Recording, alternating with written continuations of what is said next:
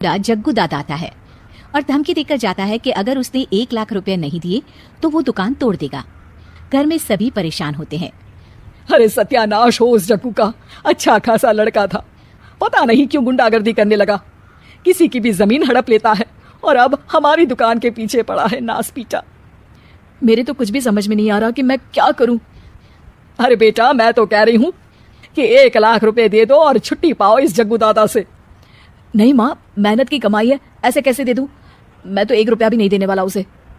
अरे पैसा तो दोबारा भी कमा लेंगे, पर जान है तो जहान है। नहीं पिताजी, मैं नहीं दूंगा पैसे, मैंने फैसला कर लिया है। पिंकी कमरे में आकर सोचने लगती है, मेरे पति के ऊपर ये कैसी मुसीबत आ गई है। हे भगवान, क्या करूं मैं?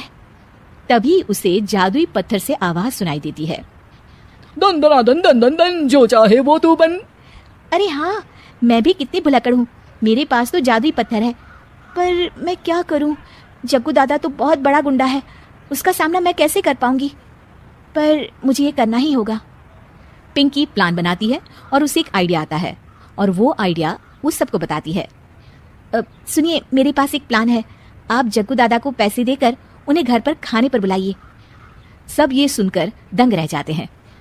लो और सुनो, अरे वो तुम्हारे दूर के चाचा नहीं है जिसको खाने पर बुलाया जाए, जग्गू दादा है, इस गांव में सबसे अमीर और 1 नंबर का गुंडा। ओफो सासू माँ, मैं जो कह रही हूँ वो करके तो देखिए।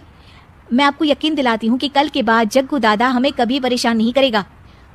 पिंकी के कहने पर कमलेश जग्गू दादा को रुपए देता है और उसे अपने घर खाने पर बुलाता है। अरे भाई, मानना पड़ेगा कमलेश, काफी तरक्की कर लिया है तुमने। 1 लाख रुपए तो बड़ा ही कम डोनेशन था। जग्गू दादा सोफे पर बैठता है और सबसे मिलने लगता है। अरे भाई लता मौसी, ठीक तो हो ना?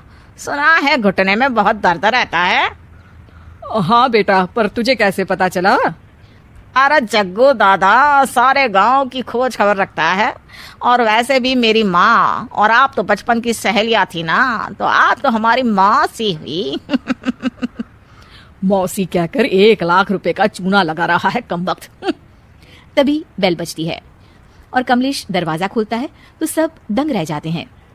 अरे एमपी साहब, आप आइए आइए, आप कमलेश को कैसे जानते हैं? अरे भाई, कमलेश हमारे बड़े ही अच्छे मित्र हैं और मैंने सुना है कि आप इनकी दुकान हड़पना चाहते हैं, इनसे चंदा भी मांगते हैं आप। अरे एमपी जी, वो तो बस थोड़ा धंधे में मंदी चल रही थी तो गांव वालों से थोड़ी मदद मांग ली। देखो जग्गू दादा, होंगे दादा तुम अपने घर के, ये हमारे पहचान के लोग हैं, इनके साथ तुमने कुछ भी उल्टा सीधा किया तो सीधा जेल में डाल देंगे, समझे? फिर वहां बाकी कैदियों से चंदा मांगते फिरोगे क्या? जग्गू घबरा जाता है और वहां से जाने लगता है। जी जी एमपी जी, समझ गए, हम चलते हैं, हमें माफ कर दो कमलेश बाबू। अरे बेटा, खाना तो खा लेता। अरे जग्गू। जग्गू दादा को भागता देख एमपी के रूप में बदली पिंकी हंसने लगती है और सब एमपी के पास आते हैं और उनका धन्यवाद करते हैं। आपको कैसे पता चला एमपी साहब कि जग्गू हमें परेशान कर रहा था? आपकी बहू पिंकी है ना, बड़ी ही समझदार है, वो मेरे ऑफिस आई और मुझसे मदद मांगी। क्या पिंकी ने यह सब किया? पिंकी अपने रूप में वापस आ रही होती है। अच्छा, मैं चलता हूँ, मेरा मतलब है। अरे ऐसे कैसे आप बिना खाना खाए नहीं जा सकते, आइए आइए।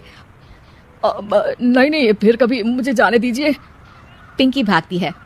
अरे इन्हें किस बात की जल्दी थी? लगता है कोई इम्पोर्टेंट मीटिंग होगी माँ। हाँ भाई, बड़े लोग हैं, दिन में कुछ ना कुछ चलता ही रहता है, लेकिन भगवान का शुक्र है कि आज बहू की वजह से सब सही हो गया। पर बहू है कहाँ? पिंकी घर से दूर भागते भागते अपने रूप में वापस आ जाती है। उफ, बाल